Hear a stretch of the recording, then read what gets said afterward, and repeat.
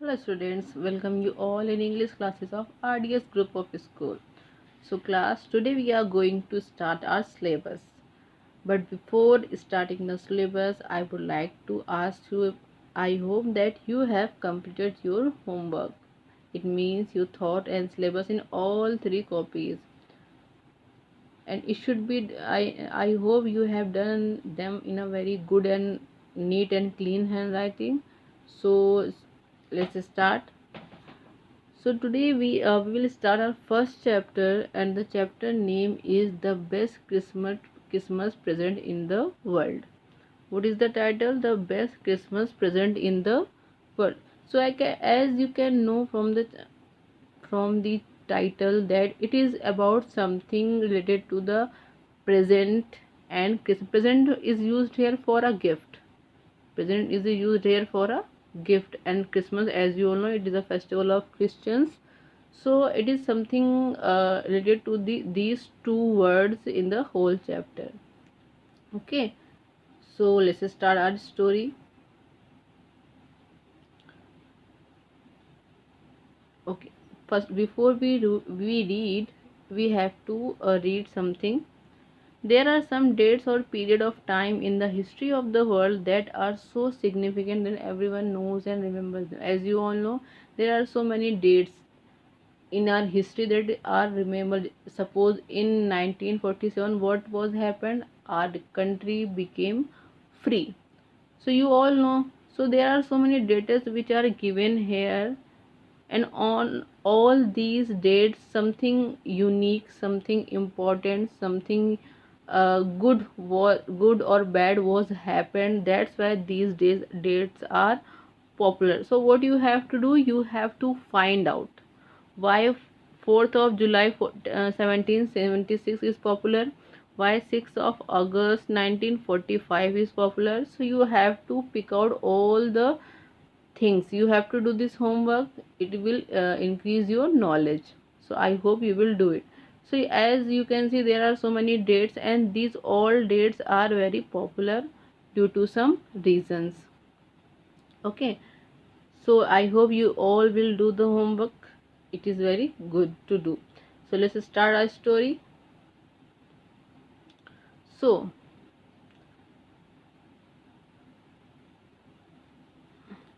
I spotted in a junk shop in Bridport. Bridport is a place, a roll top desk. So I is the narrator who is narrating the story, is the writer who is narrating the story. I spotted in a junk shop. मुझे वो एक junk shop क्या होती है आपकी, where all the waste things are being sold, like you also that a कबाड़ी, जिसे हम हिंदी में क्या बोलते हैं, कबाड़ी बोलते हैं हम, तो उसे जंक शॉप बोलते हैं। जहाँ कबाड़ी की दुकान होती है उसको जंक शॉप बोला जाता है। तो उसे वो, तो यहाँ पे वो किस चीज़ की बात कर रहा है, वहाँ पे ये एक रोल टॉप डेस्क की बात कर रहा है। उसे एक जंक शॉप में क्या मिली, एक रोल टॉप डेस्क मिली। सो उसे वो वहाँ पे, जो कि कहाँ पे था, ब्रिडपोर्ट में था।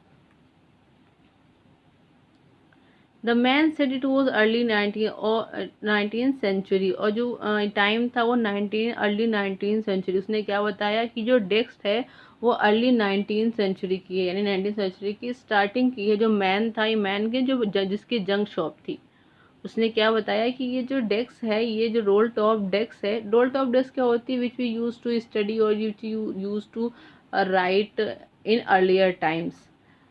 सो the desk was related to the 19th century. तो उसने, जंग डीलर ने उसको बताया कि जो ये वो है,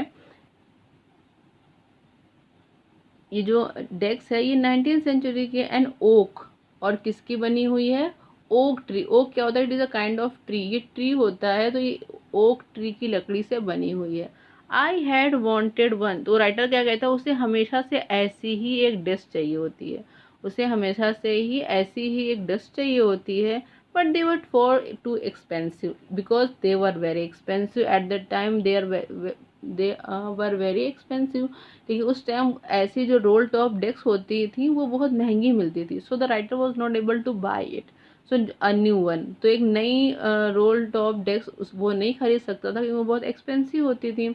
this one was in bad condition, लेकिन ये जो उसको मिली हुई है जंग डीलर के शॉप में, ये एक बैड कंडीशन में है, it is not in a good condition. The roll top in civil, जो उसका ऊपर का रोल टॉप है वो बहुत ज़्यादा टूटा हुआ है, बहुत ज़्यादा टुकड़ों में। वन लेग क्लम्सली मेंडेड, और उसका एक जो पैर है वो थोड़ा बना हुआ है, ऐसा लग रहा है उसको मेंड करवाया गया है, बनवाया गया है।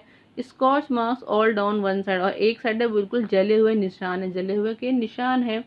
It was going for way, तो he was thinking that it will be very cheap for him, वो उसके लिए बहुत सस्ती मिल जाएगी उसको, क्योंकि उसमें इतनी प्रॉब्लम्स है, इतनी सारी कमियां हैं उसमें, तो वो उसे क्या मिल जाएगी, वो थोड़ी सस्ती पड़ जाएगी। I thought I could restore, और फिर वो क्या सोचता, मैं इसको बना लूंगा, मैं इसको रिपेयर कर लूंगा। It would be a risk, फिर वो क्या सोचता है कि ये रिस्क हो सकता है, अगर वो इसको सही से रिपेयर नहीं कर पाया, मेंट नहीं कर पाया, तो ये रिस्क था उसके लिए स्टॉप डेस्क को खरीदना। चैलेंज भी था। चैलेंज किस चीज़ के लिए था कि एक वो जो जली हुई पुरानी सी डेस्क है उसे न्यू करना, तो उसके लिए वो चीज़ चैलेंज भी थी। But I had to have it, लेकिन मुझे ये चीज़ करनी थी, मुझे उसे वो उस डेस्क को खरीदना था, उसे वो चाहिए थी। I paid the man and brought it back to my work room, उसने उस जंग डीलर को पैसे दिए और उसे वो अपने वर्क रूम में ले आया, जो कहाँ पे था, at the back of garage, जो गराज के पीछे उसका वर्क रूम था, जहाँ पे वो वर्क करता था, वो उसको वहाँ पर ले आया। I began work on it on Christmas Eve, and what was the day, it was the day of Christmas day. Christmas day के दिन उसने वर्क करना उस पर स्टार्ट कर देना, उसको रिपेयर करने का जो वर्क था वो उसने स्टार्ट कर दिया। फिर क्या होता है, I remove the tall top complete, तो उसने ऊपर का जो उसका पार्ट था उसको कम्प्लीटली रिमूव कर दिया, हटा दिया। And pulled out the drawer, जो उसकी ड्रॉर्स थी, where we keep the things, जहाँ हम चीज़ों को रखते हैं, वो उसने उसको ओपन किया और देखा। द वेनीर क्या होती है, जो आपकी लकड़ी के ऊपर एक पतली सी लेयर लगाई जाती है, जिसे हम हिंदी में सनमाइका बोलते हैं, जैसे जो एकदम चिकनी होती है। जैसे हमारे जो क्लासेस में डेस्क है उसमें देखिए लकड़ी के ऊपर कलरफुल एक लेयर लगी रहती है, उसे विनीर बोलते हैं। हैज़ लिटेड ऑलमोस्ट एवरीवेयर, तो जो उसकी वो टॉप मोस्ट लेयर थी वो क्या होती, वो हर जगह से निकल चुकी थी।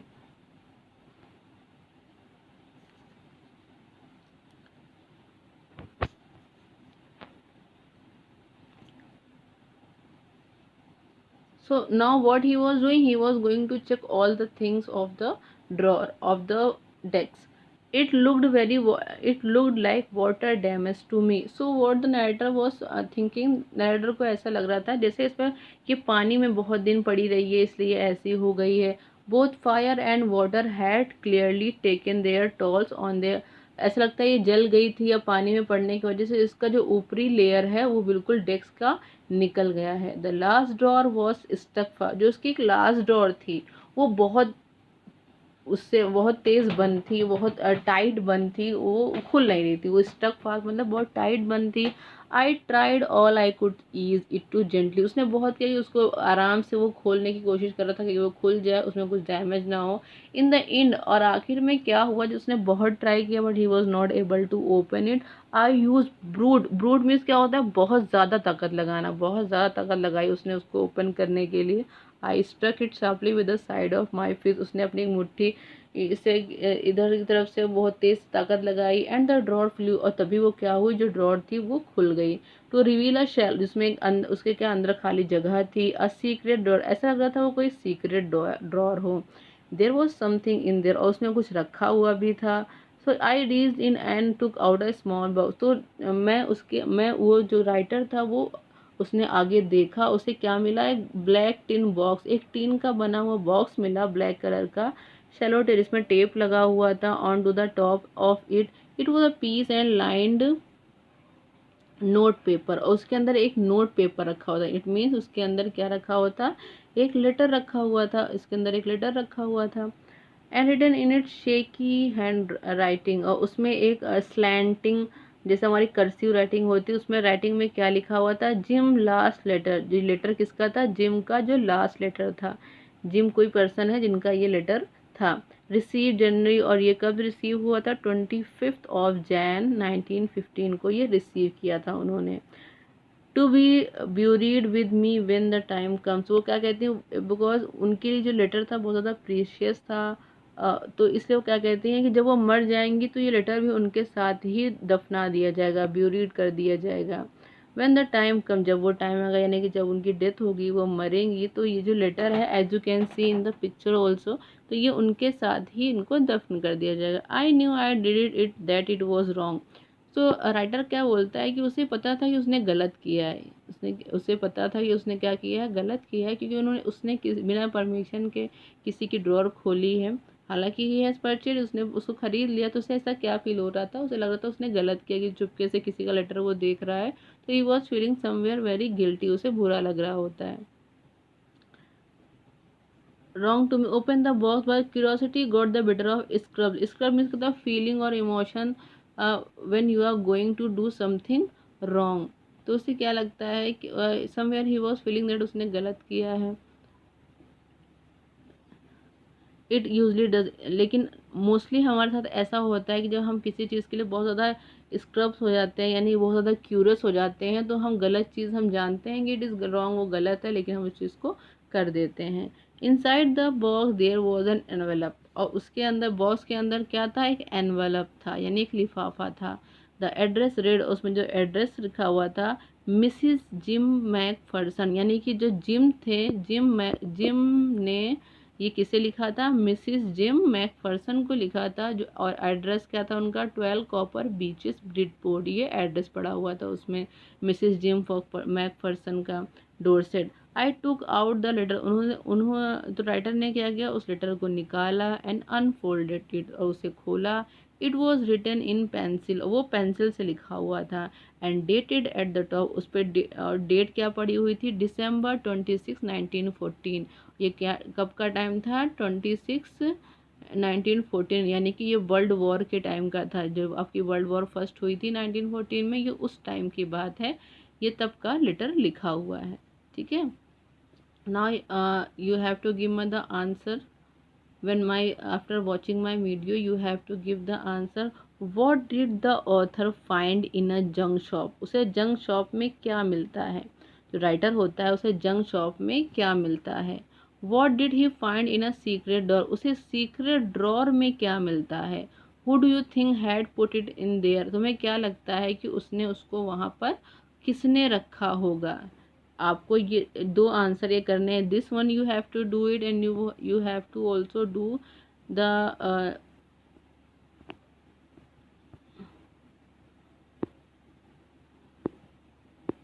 you have to also do this thing, you have to find out what was happened on these particular dates। okay class, so tomorrow we will read the rest of the story in my next video। please watch the video carefully, and class I would like to tell you that आप सारे videos को बहुत अच्छे से देखें, because अगर आप videos को सही से नहीं देखेंगे तो आपको समझ में नहीं आएगा। आप सिर्फ वर्क करने पर फोकस ना करें कि आप वर्क कर रहे हैं और आप वीडियो को वॉच नहीं कर रहे हैं, तो आपको सारे वीडियो बहुत केयरफुली अच्छे से देखने हैं, बिकॉज आपका एम होना चाहिए कि आपको समझ में आए हर चीज़।